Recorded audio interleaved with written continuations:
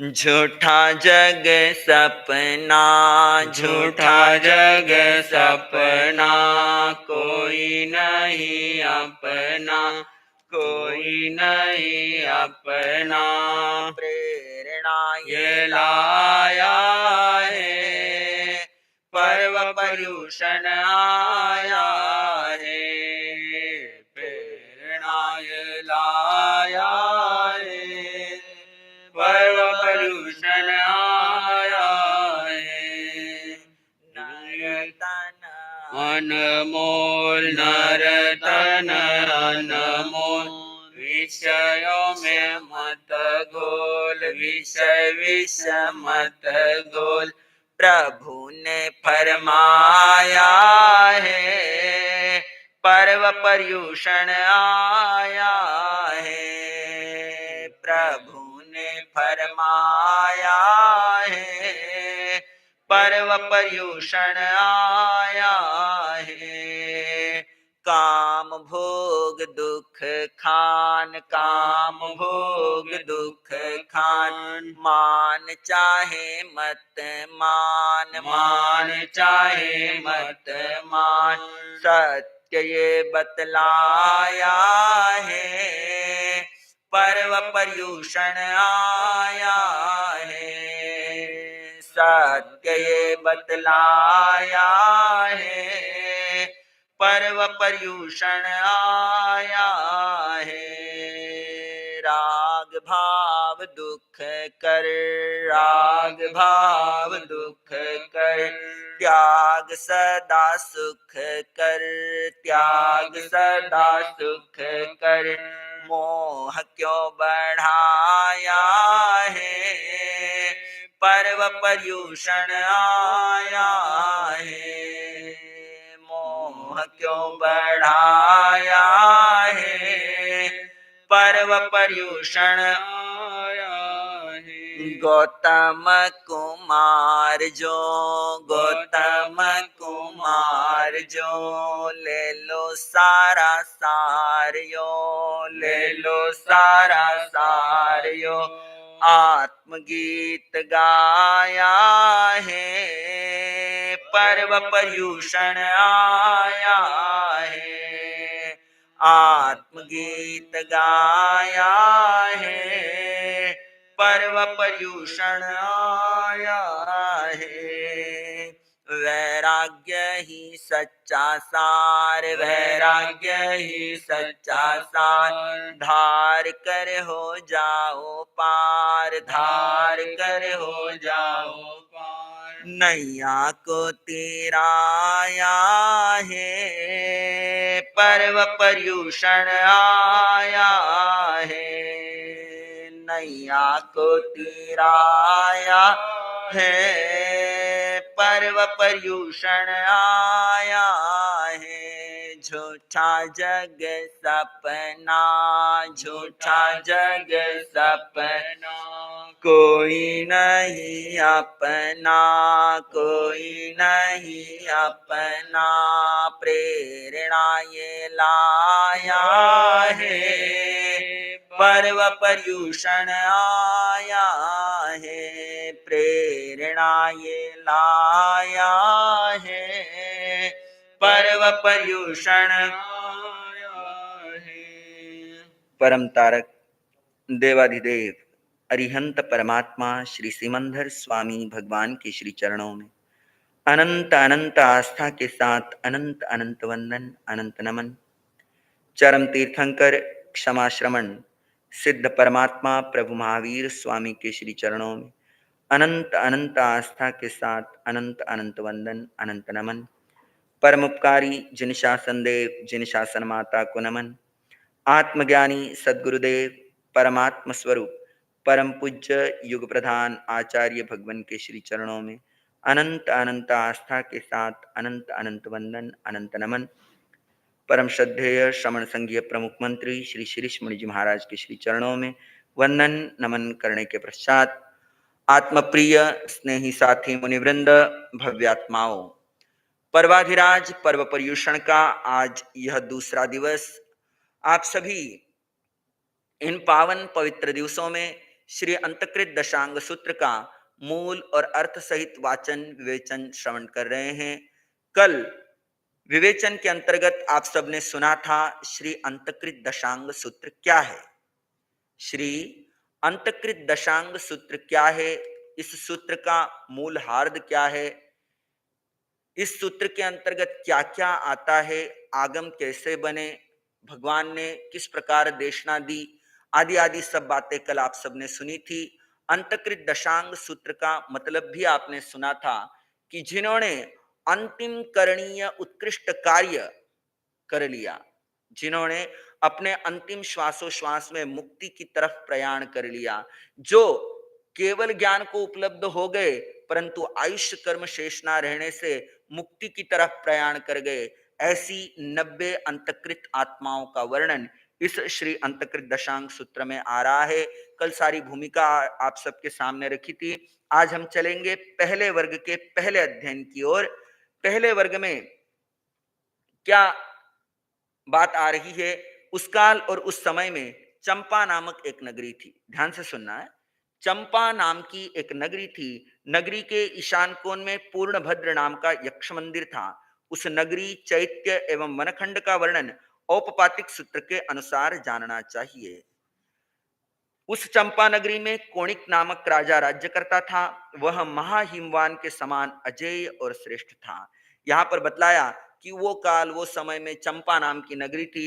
नगरी के ईशान कोण में एक यक्ष मंदिर था और वहां पर जो है उस नगरी एक चैत्य था। चैत्य के आगे ईशान कोण में यक्ष मंदिर था और उसका सारा वर्णन औपातिक सूत्र के अनुसार जानना चाहिए। ऐसा क्यों कहा कि एक ही जगह पर सारा वर्णन देने लग जाते तो आगम जो है वो बहुत बड़े हो जाते। तो कुछ कुछ चीजें जहां दूसरे आगमों में दी गई है वहां से समझ लेनी चाहिए।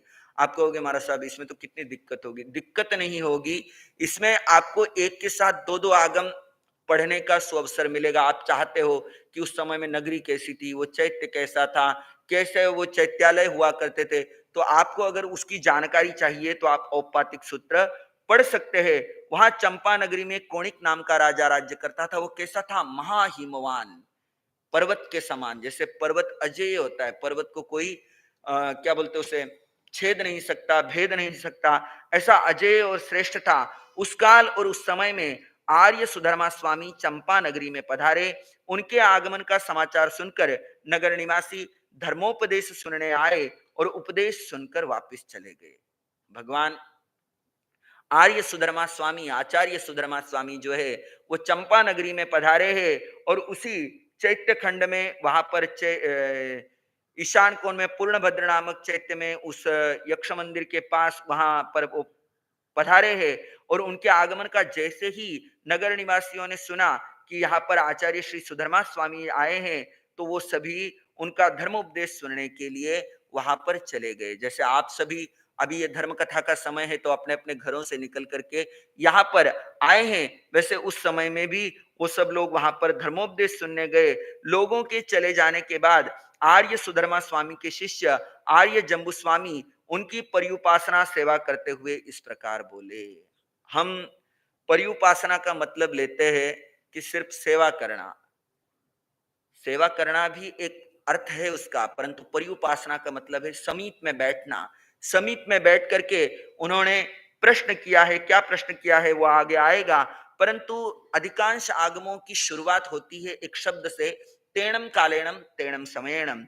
इस आगम की भी शुरुआत ऐसी ही हुई है।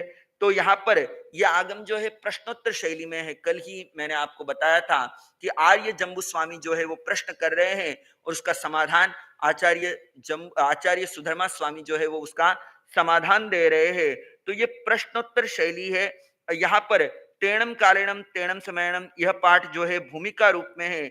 इसमें मुख्य रूप से 5 विषयों का निरूपण किया गया है।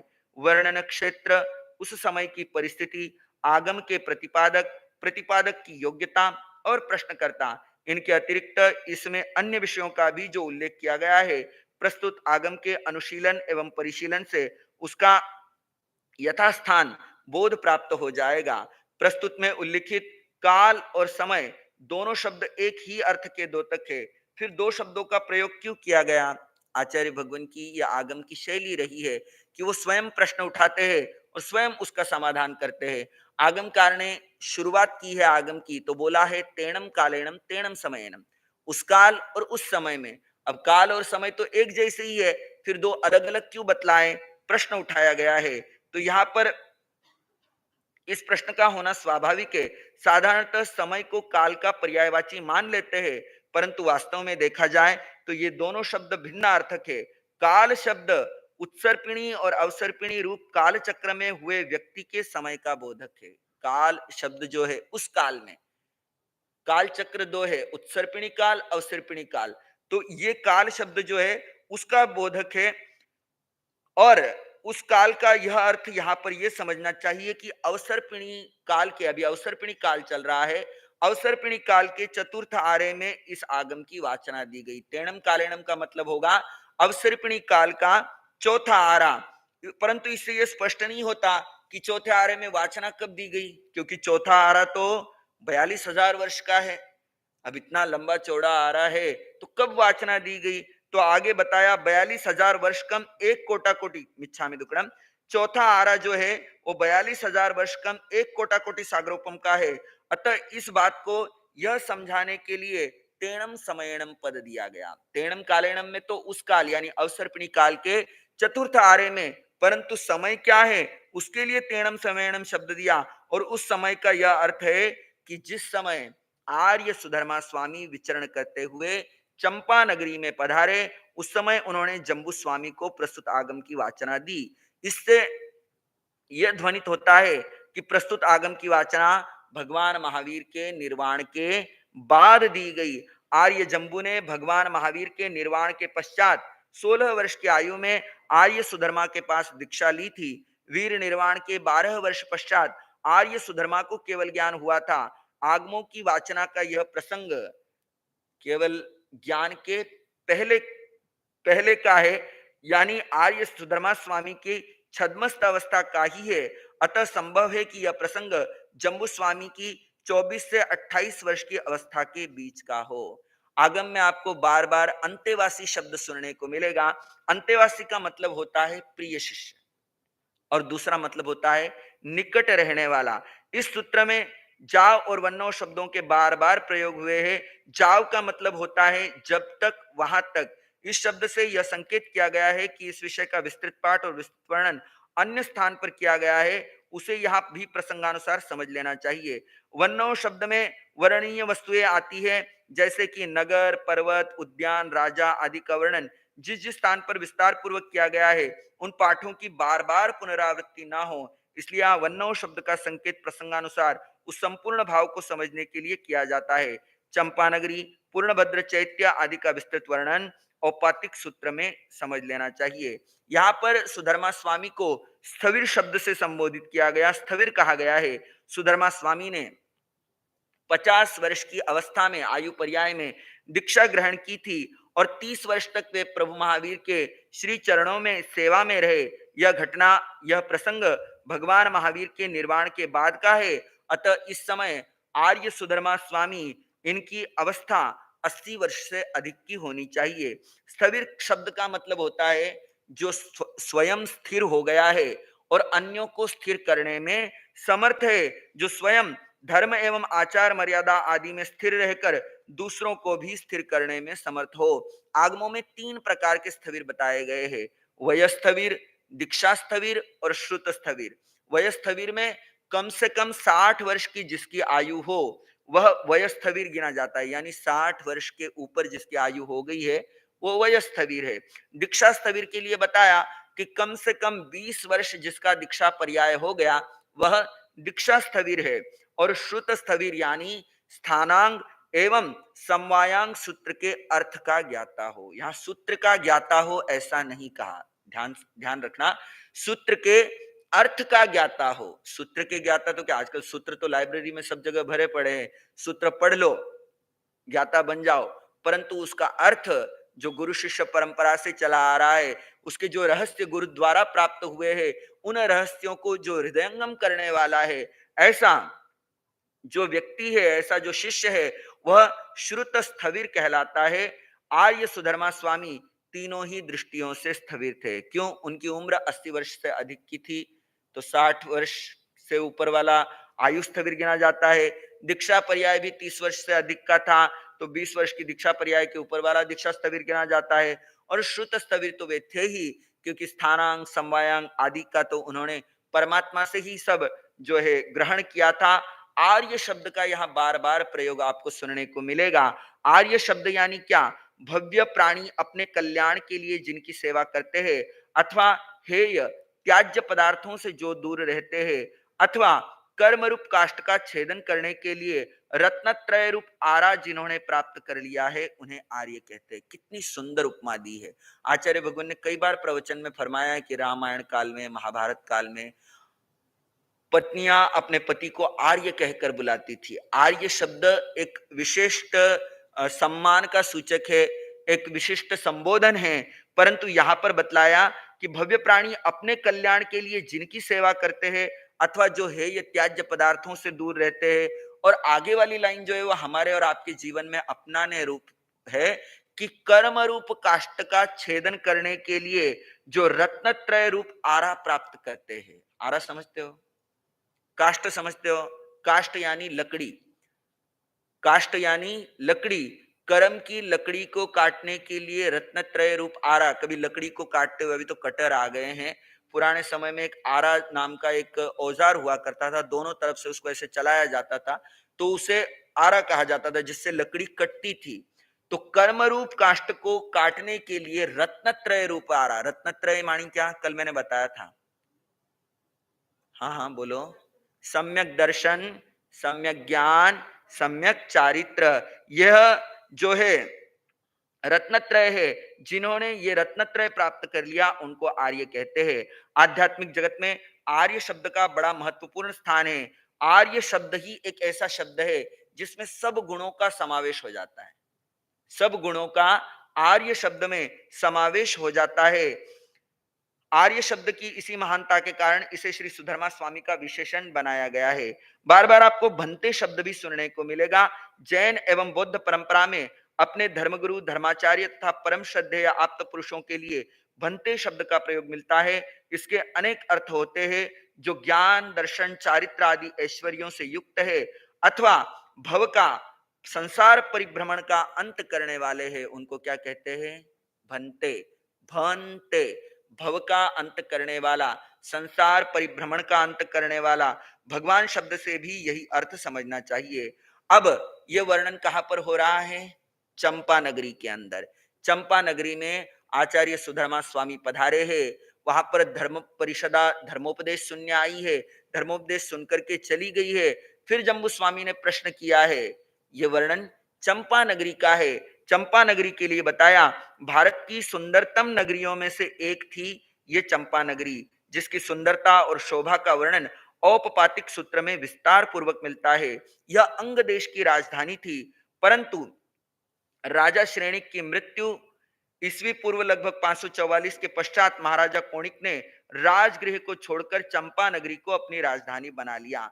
निर्यावली का सूत्र में एक घटना आती है।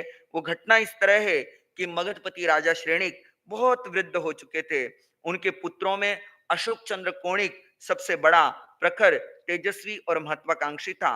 उसका जन्मना नाम तो अशोक चंद्र था, परंतु उसकी अंगुली खंडित होने से, कुणी होने से उसका नाम कोणिक प्रसिद्ध हो गया। जैसे अभी हम नाम तो कुछ और रखते हैं और फिर निक नेम से बुलाते रहते हैं। नवीन जी है, को मोन्टू मोन्टू कह करके सब बुलाते हैं। तो ऐसे नाम तो कुछ और रखा है, परंतु बुलाते निक नेम से, तो वो निक नेम जो है वो प्रसिद्ध हो जाता है। ऐसे उसका जन्मना नाम तो अशोक चंद्र था, परंतु उसकी एक अंगुली, जो छोटी वाली अंगुली है, वो कुणी हो गई थी, खंडित हो गई थी। तो इस कारण उसका नाम कोनिक प्रसिद्ध हो गया था। बौद्ध साहित्य में इसी का अजात शत्रु नाम भी प्रसिद्ध है।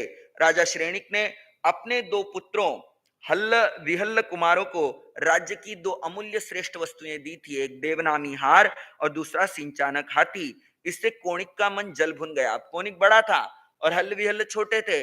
राजा का मन हुआ, राजा जिस पे प्रसन्न हो जाए कुछ भी दे सकता है, तो उसने अपने पुत्रों को देवनामी हार और सिंचानक हाथी जो है वो भेंट दे दिया। इससे कोणिक का मन जल भुन गया। राज्य सिंहासन की प्राप्ति की तीव्र अभिलाषा से प्रेरित होकर उसने अपने भाइयों के साथ मिलकर के एक षड्यंत्र रचा और षड्यंत्र के तहत उसने क्या किया, अपने पिता राजा श्रेणिक को बंदी बना लिया, स्वयं मगध का अधिपति यानी मगध का राजा बन गया और 10 अन्य भाइयों को राज्य के छोटे छोटे भाग बांट दिए। राज्याभिषेक कराकर राज्य चिन्हों से अलंकृत होकर कोणिक अपनी पूज्य माता चेलना की चरण वंदना के लिए आया। जिस समय वह चरण वंदना के लिए आया है उस समय में जब अपने पुत्र को आता हुआ माता चेलना ने देखा है तो माता ने अपना मुंह फेर लिया। कोनिक ने पूछा, हे माँ, क्या तुम अपने पुत्र को राजा के रूप में देखकर प्रसन्न नहीं हो? रानी चेलना ने तब क्रोध में थी, वो उसके पति को उसके पुत्र ने ही बंदी बना लिया था, कारागृह में डाल दिया था और स्वयं वो सारे राज्य चिन्ह, राज मुकुट है, तलवार है आदि सब धारण करके राजा का अभिषेक करवा करके वो माता की चरण वंदना के लिए आया है। तो उस समय में वो क्रोध में थी तो उसने कहा कि हे पुत्र, जिस परम वत्सल पिता ने अपने प्राणों की परवाह न करके पुत्र प्रेमवश पुत्र को जीवन दान दिया, वही पुत्र राज्य का लोभी बनकर पिता को बंदी बनाए, पिंजरे में डाल दे और स्वयं राजा बन बैठे, तो कौन मां ऐसे पितृघाती पुत्र का मुख देखना चाहेगी। अब उसका मन जो है वो चिंतन में बह गया। वो कोनिक कहता है कि मां, ऐसी क्या बात है कि पिता ने मेरे लिए अपना जो है जीवन प्राणों की परवाह ना करते हुए मुझे जीवन दान दिया था। तब माता के संतप्त हृदय से निकले वचनों से कोणिक का हृदय बहुत दुखी हो गया। उसने पूछा, पिताजी ने मुझे किस प्रकार जीवन दान दिया? उनके मन में क्या सचमुच मेरे प्रति प्रेम था? अक्सर बच्चे जब घर में होते हैं तो ये सोचते हैं, पिता तो मुझे प्रेम करते ही नहीं है, माँ तो मुझे प्रेम करती ही नहीं है। ये एक बात छोटे बच्चों के अंदर, बड़े बच्चों के अंदर अक्सर होती है कि उससे ज्यादा करते हैं, उससे कम करते हैं। तो इसके मन में भी ऐसी बात आ गई और जब माँ ने इस प्रकार कहा तो माँ कहती है, हे, इतना गहरा पुत्र प्रेम तो किसी विरले पिता के हृदय में ही होता है। तू सुनना चाहता है तो सुन। जब तू गर्भ में था तब मुझे एक दोहद उत्पन्न हुआ, एक इच्छा उत्पन्न हुई कि मैं अपने पति के यानी तेरे पिता के हृदय का मांस खाऊं। एक अत्यंत घृणित दोहद था वह। इस दोहद की पूर्ति का विचार तो दूर, इसकी दोहद की पूर्ति तो दूर, इसके विचार से ही मैं अत्यंत लज्जित और दुखी रहने लग गई। तुम्हारे पिता ने किसी तरह मेरी चिंता का कारण पता लगा लिया और बहुत ही वीरता, साहस के साथ, चतुराई के साथ मेरा दोहद पूर्ण करवाया। तुम्हारा जन्म होते ही मेरे मन में तुम्हारे प्रति अत्यंत घृणा और दुर्विचार आए कि जो पुत्र अभी संसार में नहीं आया उससे पूर्व ही अपने पिता को मारना चाहता है। गर्भ में जब संतान आती है तो माता को अनेक प्रकार की इच्छाएं उत्पन्न होती है। उस समय में भी रानी चेलना को ऐसा दोहद आया था कि मैं अपने पति के कलेजे का मांस खाऊं। तो ऐसा दोहद आने के बाद उसको लगा कि ये पुत्र कैसा है, अभी तो गर्भ में आया है और अपने पिता को मारना चाहता है। तो जन्म होते ही उसने दासी के द्वारा उसको कूड़े पर, नगर के बाहर कूड़े के ढेर पर फिकवा दिया था। उसके ऐसे पितृघातक संतान को जन्म देने से ही क्या लाभ? मैंने जन्मते ही तुझे नगर के बाहर कूड़े के ढेर में फिकवा दिया, जहां मुर्गे ने एक मांस पिंड समझकर तुम्हारी ये अंगुली, जो सबसे छोटे वाली अंगुली है, वह नोच डाली। किंतु तुम्हारे पिता को जैसे ही जन्म हुआ, जन्म के समय में दासियां सब पास में थी, एक दासी को बोला कि मुझे इस पुत्र को तो रखना ही नहीं है, और पुत्र को दासी के साथ कपड़े में लपेट करके भेज दिया बाहर कूड़े के ढेर पर फिकवाने के लिए। वो दासी आज्ञा का पालन करने के लिए उधर गई, कूड़े के ढेर पर फिकवा दिया उसको। वो वापस जब लौट रही होती है तब राजा प्रश्न करता है कि रानी को क्या हुआ है, बेटा हुआ है या बेटी हुई है, क्या हुआ है? वो दासी कुछ बोलती नहीं है, नीचे मुंह करके खड़ी होती है। फिर राजा पुनः आदेशात्मक बोलता है कि बताओ। तो वो दासी बताती है, हुआ तो बेटा था, परंतु महारानी ने ऐसा ऐसा कहा और मैंने ऐसा ऐसा कर दिया। अब वो राजा है, कितने सेवक होंगे, कितने सेनापति आदि सब है वहां पर, मंत्री है, सब है, परंतु इतना सब होते हुए भी, इतना बड़ा राजा होते हुए भी ऐसा पुत्र का प्रेम था कि वो जो है जैसे ही कूड़े के बाहर ढेर पर फेंकवा दिया, तो उस समय में एक मुर्गे ने मांस का पिंड समझकर तुम्हारी ये छोटी उंगली जो है वो नोच डाली।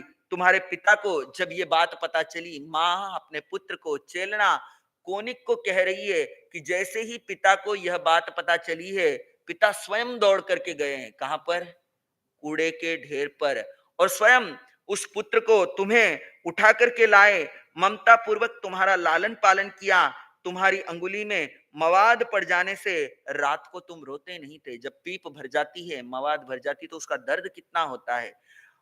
उस मुर्गे ने मांस का पिंड समझ करके उंगली नोच डाली थी, मवाद भर गया था।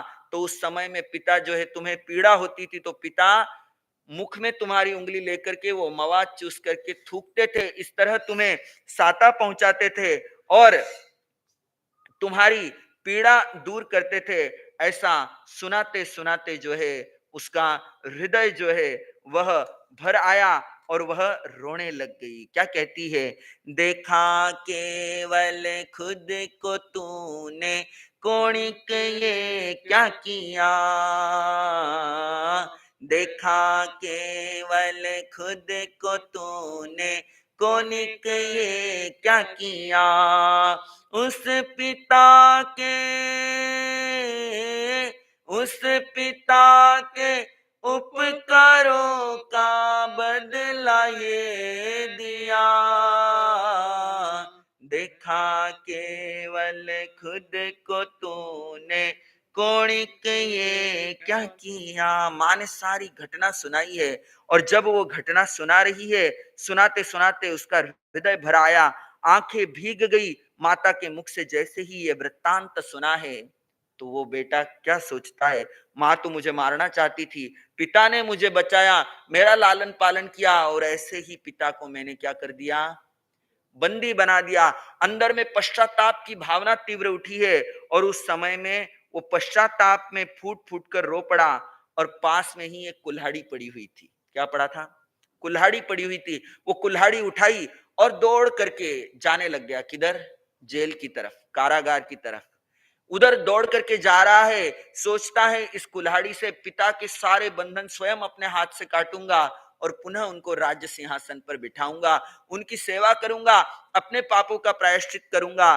परंतु ऐसे समय में जब राजा श्रेणिक ने उसको कुल्हाड़ी लेते हुए, दौड़ते हुए आकर आते हुए देखा, तो पिता इधर सोचते हैं, जिसने जीते जी मुझे बंधनों में डाल दिया, हाथों में हथकड़ियां, पैरों में बेड़ियां पहना दी और इस जेल के अंदर कारागृह में डाल दिया है, अब कुल्हाड़ी लेकर के आ रहा है, पता नहीं किस मौत मारेगा। इससे अच्छा तो मैं स्वयं अपने प्राणों का अंत कर दूं।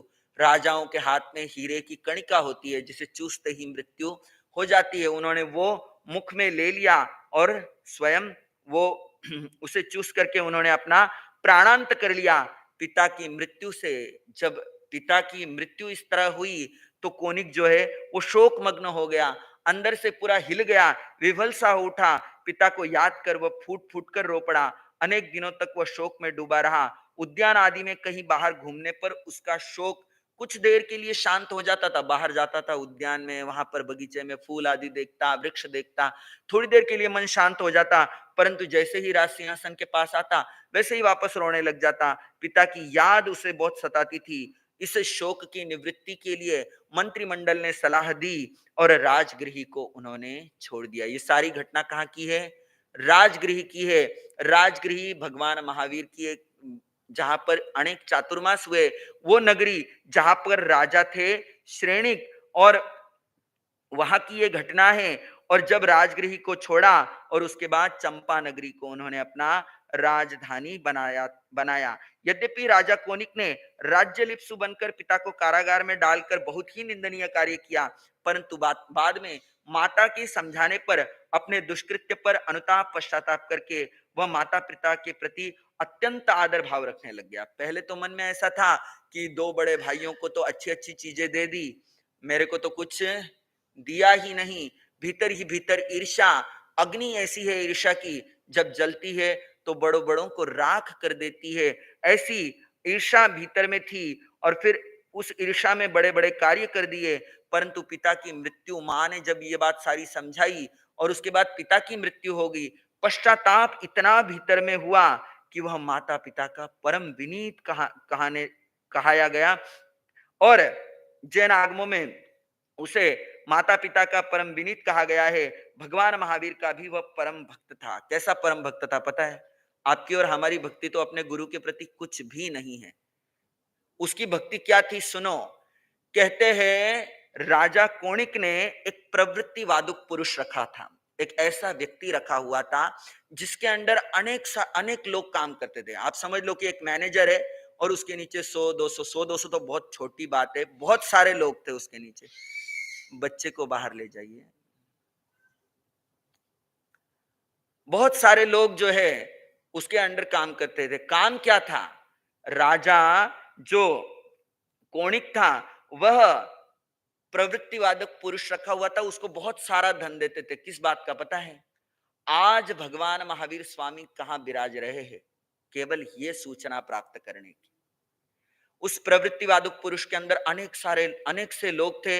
वो घोड़े पर जाते थे और जाकर के समाचार लेकर के आते थे, आज भगवान इस नगरी को अपने चरणों से पवित्र कर रहे हैं, इस उद्यान में विराजे हैं।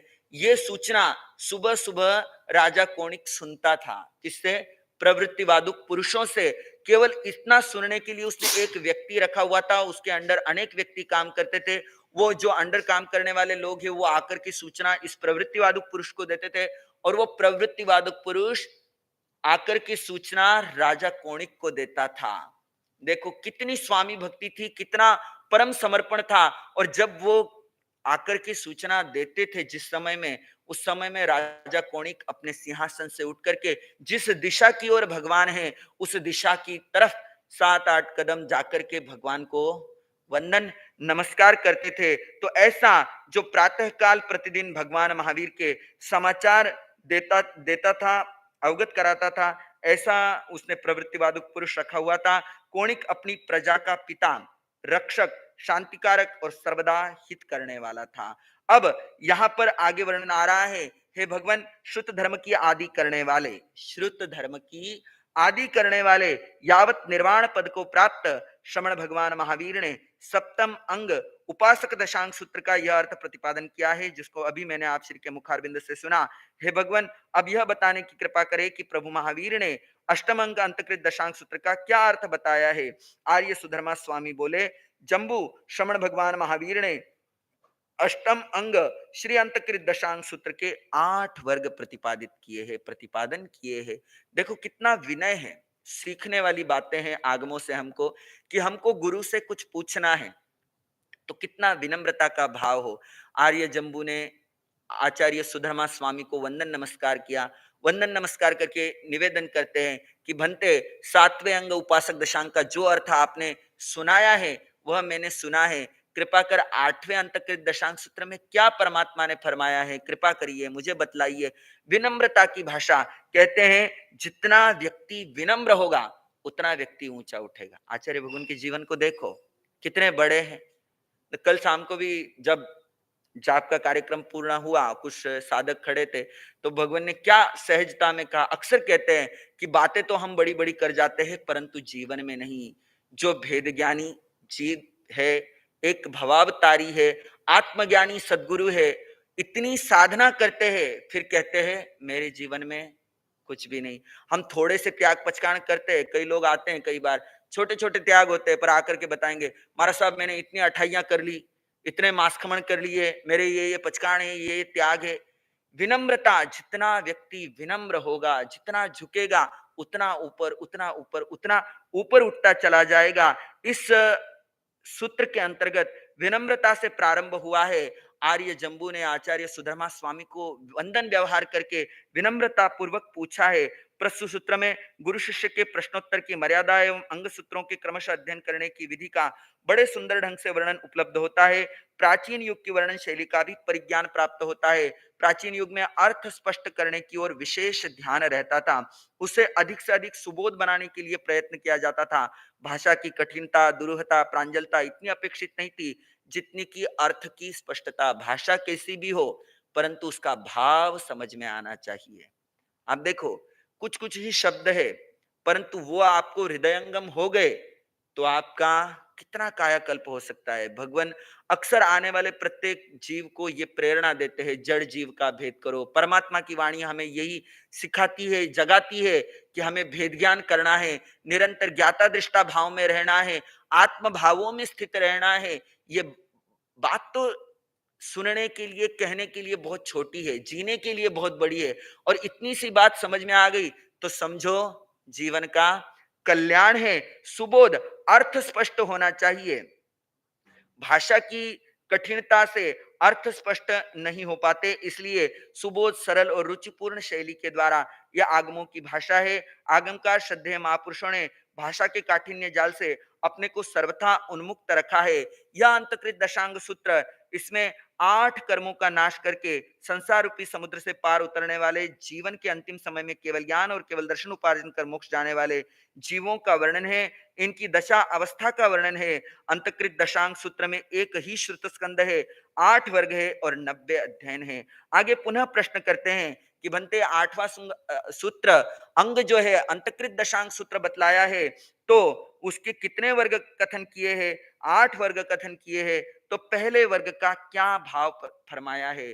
तो आचार्य सुधर्मा स्वामी कहते हैं, हे जम्बू, परमात्मा प्रभु महावीर ने 8वें अंग अंतकृत दशांग सूत्र के प्रथम वर्ग के 10 अध्ययन बतलाए हैं, जैसे कि गौतम, समुद्र, सागर, गंभीर, स्तिमित, अचल, कांपिल्य, अक्षोभ, प्रसेनजित और विष्णु। पुनः प्रश्न करते हैं, हे भगवान, श्री अंतकृत दशांग सूत्र के प्रथम वर्ग के 10 अध्ययन बतलाए हैं, तो कृपा कीजिए पहले अध्ययन का क्या भाव फरमाया है? तो आगे पुनः प्रश्न का उत्तर देते हुए आर्य सुधर्मा स्वामी कहते हैं, हे जम्बू, उस काल यानी अवसर्पिणी काल का कौन सा आ रहा? अभी तो बताया, अवसर्पिणी काल का चौथा आरा। और उस समय, जिस समय ये घटना घटी है, द्वारिका नाम की एक नगरी थी। वो नगरी कैसी थी? पहले बात चली है चंपा नगरी की, अब बात आ रही है, नाम याद रखना, मैं कभी भी पूछूंगा। पहली चंपा नगरी के अंदर ये सारा वर्णन चल रहा है।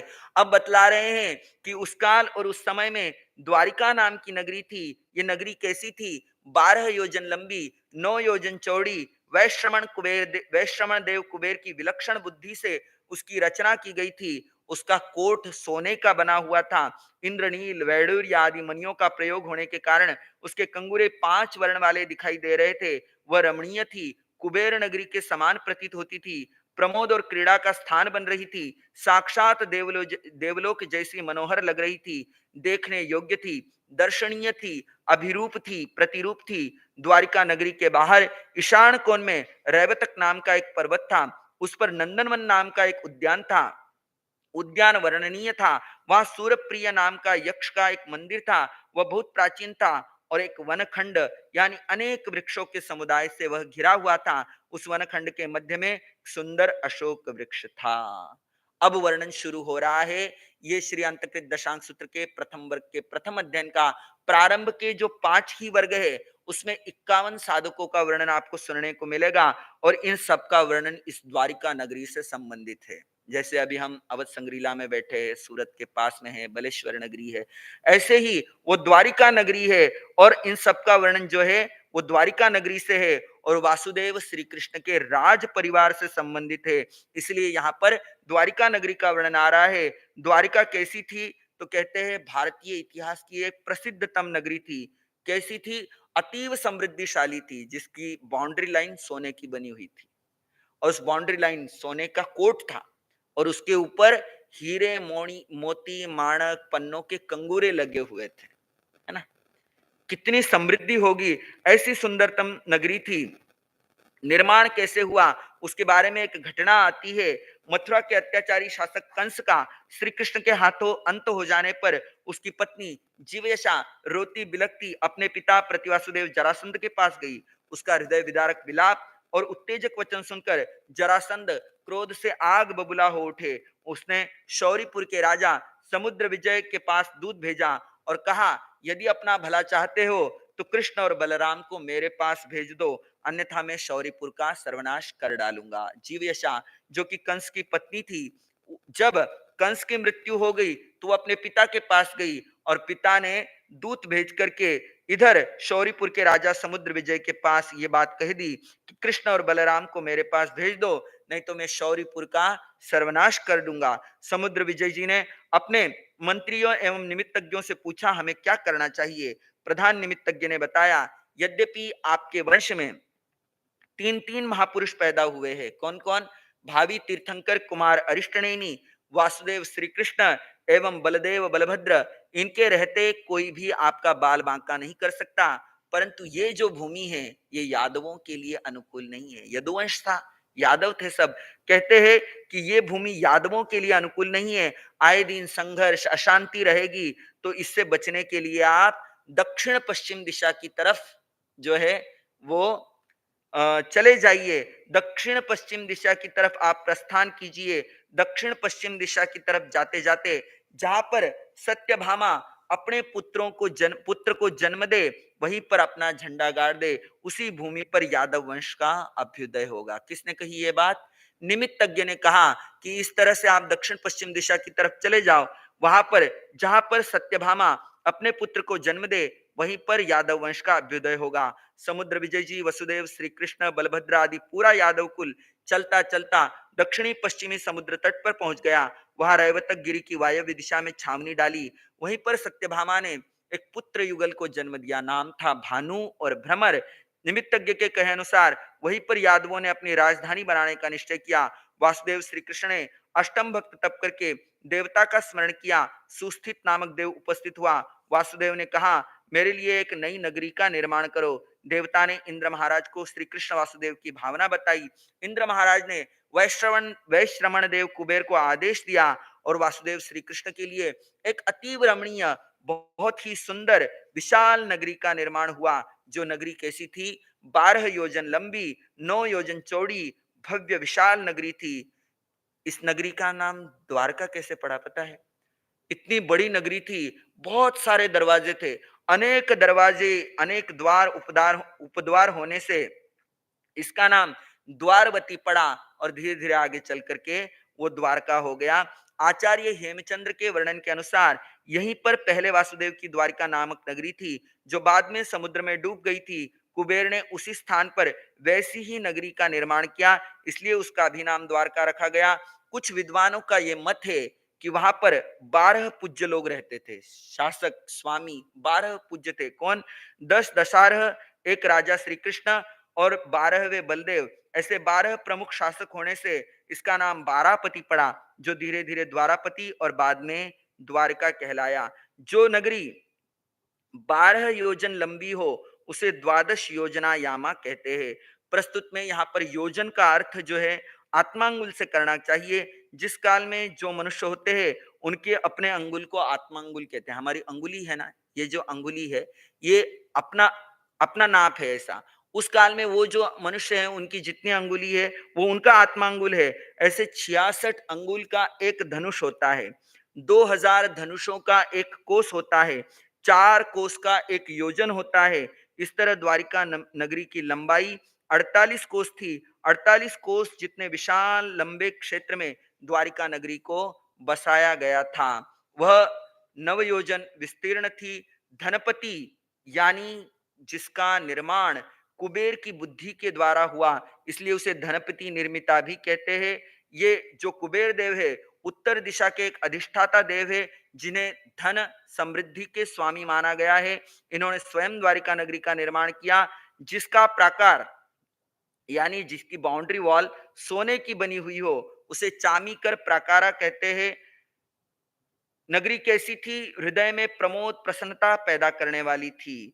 वह कैसी थी? प्रासादिया यानी प्रसन्नता पैदा करने वाली। दरिसनिजा यानी जिस नगरी को देख करके आंखें थकावट का अनुभव नहीं करती थी, निरंतर देखने की उनमें लालसा बनी रहती थी, उसे दर्शनिया कहते हैं। वह उस नगरी के दीवारों पर राजहंस, चक्रवाक, सारस, हाथी आदि अनेक चित्र बने हुए थे। एक बार देखने लेने पर उसे बार बार देखने की इच्छा बनी रहती थी, इसलिए उसे अभिरूप कहा गया। और जब जब भी उसे देखा जाता तो देखने वाले को कुछ न कुछ नया उसमें महसूस होता, तो वह प्रतिरूपा कहलाती थी। उत्तर पुरच्छिमे का अर्थ होता है ईशान कोण उत्तर और पूर्व दिशा का मध्य भाग जिधर हम अरिहंत परमात्मा सिमंदर स्वामी भगवान को वंदना करते हैं, वो ईशान कोण श्रद्धेय आचार्य भगवान पधार रहे हैं। जय हो विजय हो महात्मा पुरुषों की।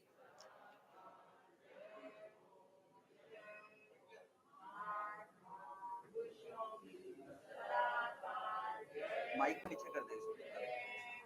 महात्मा पुरुषों की सदा काल जय हो विजय हो महात्मा पुरुषों की सदा काल जय हो विजय हो महात्मा पुरुषों की सदा काल जय हो विजय हो महात्मा पुरुषों की सदा काल जय हो विजय।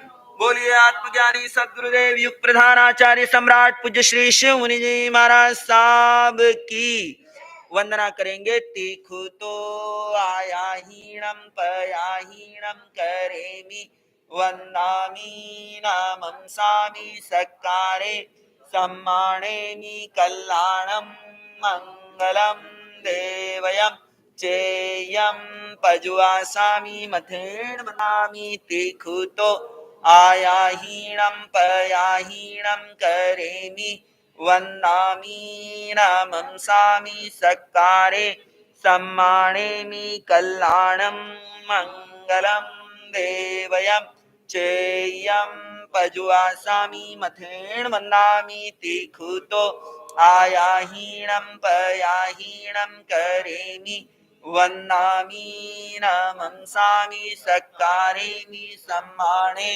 कल्याणं मंगलम।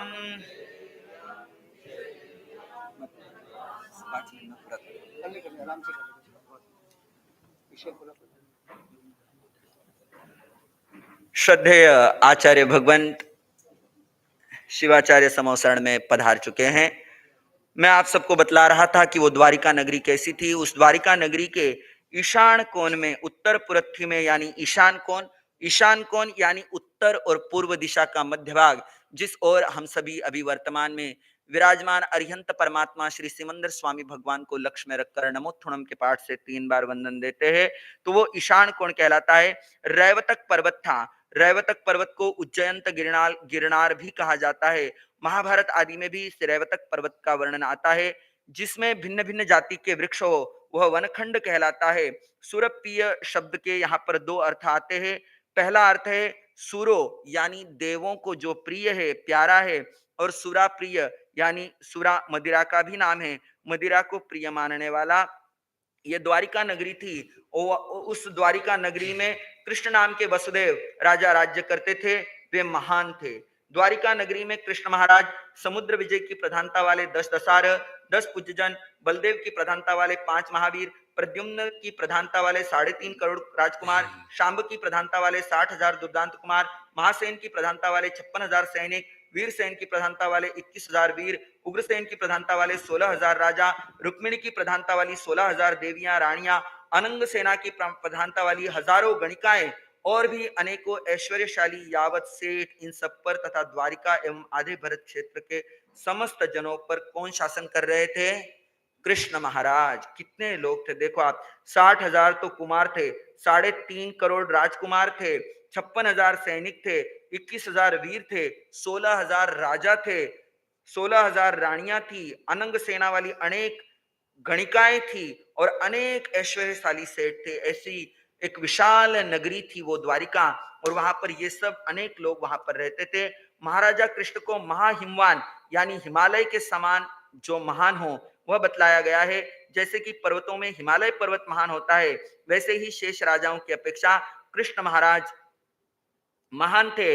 वे अनेक जन समूहों से सम्मानित थे, पूजित थे, सर्वगुण संपन्न थे, क्षत्रिय जाति के थे, सदैव प्रसन्न रहने वाले थे। मूर्धन्य व्यक्तियों ने उनका राज्याभिषेक किया था।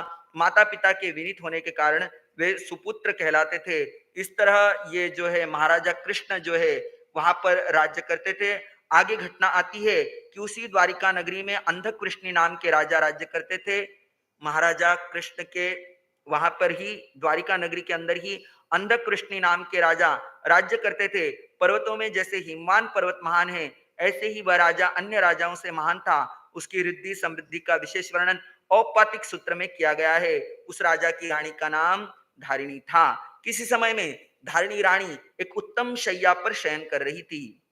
उसने स्वप्न देखा। स्वप्न को देखने के बाद उसने उस स्वप्न को अपने पति को बताया। बालक का जन्म हुआ। बालक का बाल भाव, उस द्वारा कलाओं का सीखना, युवावस्था की प्राप्ति, कांताओं राजकुमारियों के साथ विवाह, प्रासादों महलों का निर्माण और काम भोगों का उपभोग आदि सभी बातें भगवती सूत्र में वर्णित महाबल की भांति जान लेनी चाहिए। अंतर इतना अवश्य है कि राजकुमार का नाम गौतम रखा गया। गौतम किसका पुत्र था? धारिणी रानी और अंधक वृष्णि राजा, इनका पुत्र गौतम था। उसका एक ही दिन में 8 श्रेष्ठ राजकुमारियों के साथ पाणी ग्रहण करवाया गया। विवाह संबंध हुआ है। दहेज में 8-8 प्रकार की वस्तुएं यहाँ पर प्राप्त हुई है। आगे उस काल तथा उस समय में शुद्ध धर्म का आरंभ करने वाले धर्म के प्रवर्तक अरिहंत अरिष्टनेमी नेमिनाथ भगवान विचरण कर रहे थे। जब वे द्वारिका नगरी के बाहर उद्यान में पधारे हैं तो उनके समवसरण में 4 प्रकार के देव उपस्थित हुए। जब भी परमात्मा कहीं पर पधारते हैं वहां समवसरण लगता है। परमात्मा की सेवा में 4 प्रकार के देव रहते हैं। कौन कौन से? भवनपति, वाणव्यंतर, ज्योतिष्क और वैमानिक, 4 प्रकार के देव उपस्थित हुए। कृष्ण वासुदेव भी भगवान के आगमन की सूचना सुनकर के वहां पर आए हैं। उनके दर्शन करने की तदनंतर परमात्मा प्रभु अरिष्टनेमी के दर्शन करने को गौतम कुमार भी तैयार हुए। जैसे मेघ कुमार श्रमण भगवान महावीर के पास गए थे, वैसे ही गौतम कुमार भी भगवान अरिष्टनेमी के चरणों में गए, धर्म का श्रवण किया और धर्म का श्रवण करके उस पर विचार करते हुए उनके भीतर में कुछ भाव उत्पन्न हुए हैं। वो भाव क्या थे? वो भाव थे, जब सुनी वाणी मधुर भगवान की, जब सुनी वाणी मधुर भगवान, गूंज उठी मन में तरंगे ज्ञान की, गूंज उठी मन में तरंगे ज्ञान की, जब सुनी वाणी मधुर। परमात्मा के चरणों में गौतम कुमार आए हैं, परमात्मा की देशना सुनी है, केवल मात्र एक देशना, और वैराग्य जागृत हो गया। धर्म का श्रवण किया, उस पर विचार करते हैं और परमात्मा से निवेदन करते हैं, हे भगवान, मुझे आपकी वाणी बहुत रुचिकर लगी है, प्रिय लगी है, उत्तम लगी है। भीतर में वैराग्य हिलोरे ले रहा है। हे भगवान, मैं अपने माता पिता को पूछकर आपके पास दीक्षा ग्रहण करूंगा। जिस प्रकार श्रमण भगवान महावीर स्वामी के पास मेघ कुमार दीक्षित हुए थे, ठीक उसी प्रकार भगवान नेमिनाथ के पास गौतम कुमार भी दीक्षित हुए। तदनंतर मुनि गौतम कुमार निर्ग्रंथ प्रवचन के अनुसार मुनि वृत्ति का पालन करने लग गए। साधु बन जाने के अनंतर अनगार गौतम ने भगवान अरिष्टनेमी के सानिध्य में रहने वाले आचार विचार की उच्चता को पूर्णतया प्राप्त स्थविरों के पास सामायिक आदि 11 अंगों का अध्ययन किया। सामायिक आदि 11 अंगों का। अभी तो आए थे, आते ही वैराग्य हो गया। वैराग्य होते ही परमात्मा ने दीक्षा दे दी। परमात्मा के चरणों में आने के बाद उस समय में पहले ही जैसे दर्शन करते थे, वाणी में आप प्रतिदिन सुन रहे हो, क्या आ रहा है? भेद ज्ञान, जड़ जीव का भेद, भेद ज्ञान की बात चलती थी। जैसे ही भेद ज्ञान भीतर होता था, वैराग्य जागता था। ऐसा वैराग्य जाग गया है और वैराग्य जागते ही उन्होंने दीक्षा ली। अब दीक्षा लेने के बाद सामायिक आदि 11 अंगों का अध्ययन किया। सामायिक आदि 11 अंगों का अध्ययन मतलब सामायिक हमारा एक आवश्यक है। सामायिक हम षडावश्यक करते हैं ना, प्रतिक्रमण को षडावश्यक कहते हैं। सामायिक, 24 सत्थव, वंदना, प्रतिक्रमण, कायोत्सर्ग और प्रत्याख्यान, ये षडावश्यक है। तो शुरुआत किससे हो रही है? सामायिक से। तो सामायिक से शुरुआत होने के कारण सामायिक आदि 11 अंगों का अध्ययन किया। उसके बाद व्रत बेला आदि अनेक तपस्या से अपनी आत्मा को भावित किया। फिर अरियंत भगवान अष्टमी द्वारिका नगरी के नंदन वन से विहार कर दिया और अन्य जनपदों में विचरण करने लगे। तपस्या और शास्त्र स्वाध्याय में तत्पर अणगार गौतम अवसर पाकर पुनः अरिष्टनेमी की सेवा में उपस्थित हुए, वंदन नमस्कार किया और परमात्मा से प्रार्थना की है, हे भंते, मेरी इच्छा है आप आज्ञा दे तो मैं मासी की भिक्षु प्रतिमा की आराधना करूं। भगवान से आज्ञा पाकर वे साधना में लीन हो गए।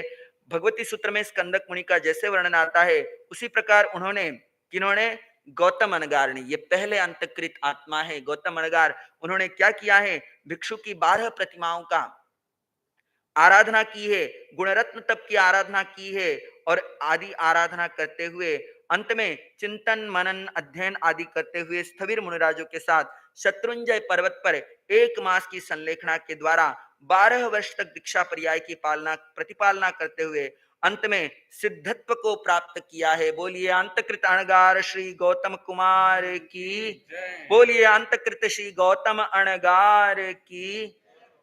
बाकी का वर्णन यथा समय आप सबके सामने करने का प्रयास और पुरुषार्थ रहेगा। आज का विवेचन यहीं तक रखेंगे।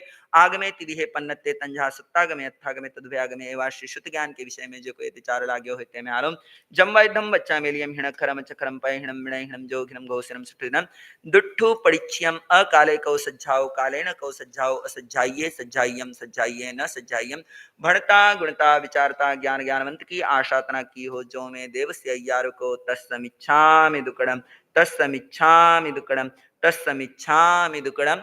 भादो मास सुहानानी आया पर्व पर्यूषण आया, भादो मास सुहानानी आया पर्व पर्यूषण आया, तन मन ध्यान लगानानी आया पर्व सुहाना आया, तन मन ध्यान लगाना आया पर्व